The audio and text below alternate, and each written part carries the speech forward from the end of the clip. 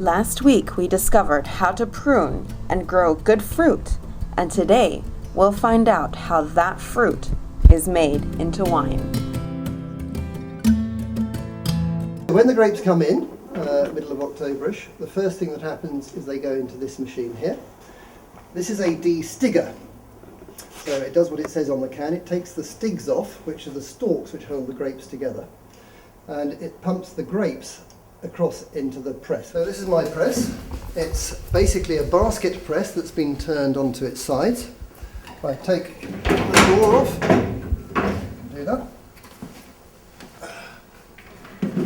The grapes get pumped into here, and then you put the door on and you start pressing, and the two ends move together slowly to provide the pressure.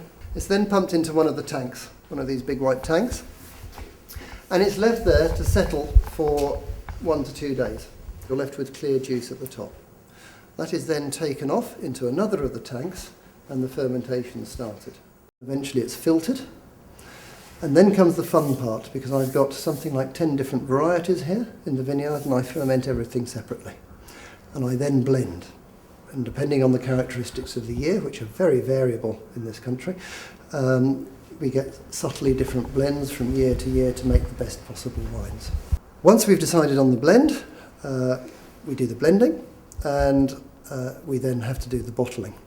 So this is my friendly corking machine. You take a bottle which has got wine in it, and put it there, push it down, and hey presto, we've got a cork in the bottle.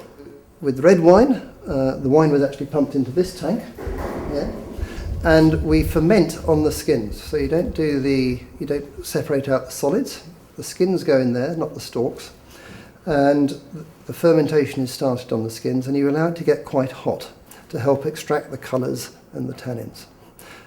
At some point, which is rather mystical, you decide to take the fermenting juice off the skins and finish the fermentation in a tank. And after that, after it's settled out and you've racked it a couple of times, I've started keeping it in a barrel. At some point, I will take it out of the barrel and we'll bottle it. And that's when we get to buy the bottle and enjoy the wine. It's probably best to leave the making to the pros. This is Sophia Wedekind for Brooks TV.